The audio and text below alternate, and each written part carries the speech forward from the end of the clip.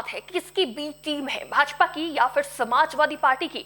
विपक्ष ओवैसी को भाजपा की बी टीम बताता है, वोट कटवा कहता है, तो वहीं भाजपा अब सपा एआईएमआईएम को एक सिक्के के दो पहलू बता रही है। यह विवाद शुरू हुआ ओवैसी के सपा से गठबंधन के खुले प्रस्ताव के बाद, जिसने यूपी का सियासी पारा बढ़ा दिया और सवाल खड़े कर दिए कि आखिर किसके साथ है ओवैसी, किसे पहुंचाएंगे 2027 में फायदा और क्यों भेजी सपा को फ्रेंड रिक्वेस्ट। क्या सपा करेगी इस फ्रेंड रिक्वेस्ट को एक्सेप्ट? चलिए आपको बताते हैं। नमस्कार, टीवी 24 नेटवर्क देख रहे हैं आप, मैं हूं आपके साथ शिखा मेहरोत्रा।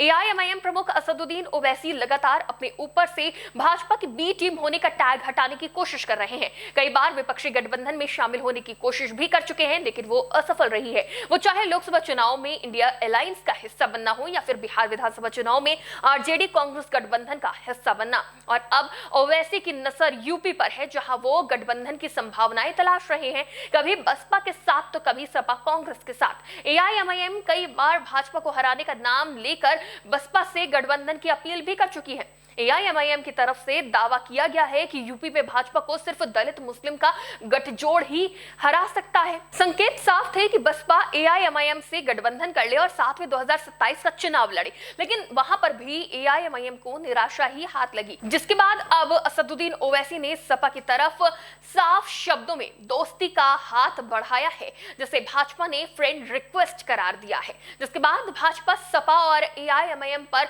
हमलावर भी नजर आई है। मीडिया से बात करते हुए भाजपा प्रवक्ता शहजाद पूनावाला ने कहा कि ओवैसी ने समाजवादी पार्टी को फ्रेंड रिक्वेस्ट भेजी है। उन्होंने दावा किया कि एआईएमआईएम और समाजवादी पार्टी एक ही सिक्के के दो पहलू हैं, दोनों वोट बैंक की राजनीति से प्रेरित हैं। शहजाद पूनावाला ने आगे आरोप लगाया कि दोनों पार्टियों ने यूनिफॉर्म सिविल कोड और मुस्लिम पर्सनल लॉ, महिला अधिकारों से जुड़े सुधारों का विरोध किया।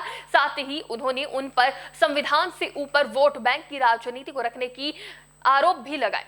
शहजाद पूनावाला ने यह भी कहा कि पहले जो पार्टियां एक ही तरह के वोट बैंक के लिए आपस में मुकाबला कर रही थीं, वो अब उत्तर प्रदेश चुनावों से पहले आपस में मिल गई हैं। बीजेपी नेता की ये टिप्पणी तब आई है जब ओवैसी ने उत्तर प्रदेश में बीजेपी को दोबारा सत्ता में आने से रोकने के लिए समाजवादी पार्टी के साथ गठबंधन करने का सार्वजनिक रूप से प्रस्ताव दिया।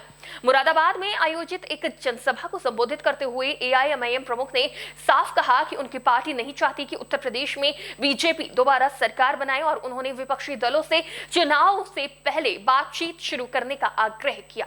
ओवैसी ने कहा कि एआईएमआईएम नहीं चाहती कि उत्तर प्रदेश में बीजेपी दोबारा सरकार बनाए।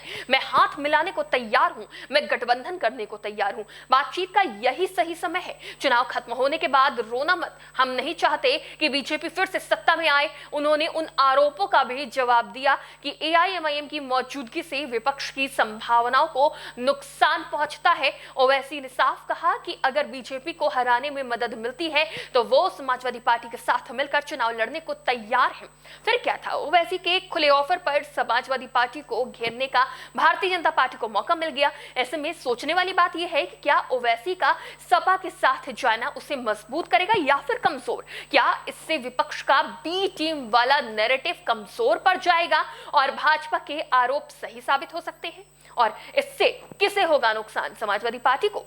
तो क्या इसीलिए समाजवादी पार्टी और विपक्ष ओवैसी से दूरी बनाकर रखते हैं? और ये दूरी किसे फायदा देती है? क्या समाजवादी पार्टी और एआईएमआईएम के आमने सामने होने से विपक्ष के सामने बड़ी चुनौती होगी या फिर सपा के वोट बैंक में बिखराव होगा? ऐसे कई सवाल हैं जो समाजवादी पार्टी और एआईएमआईएम के सामने खड़े हैं, जिसे हल करना 2027 के चुनाव से पहले बहुत जरूरी है।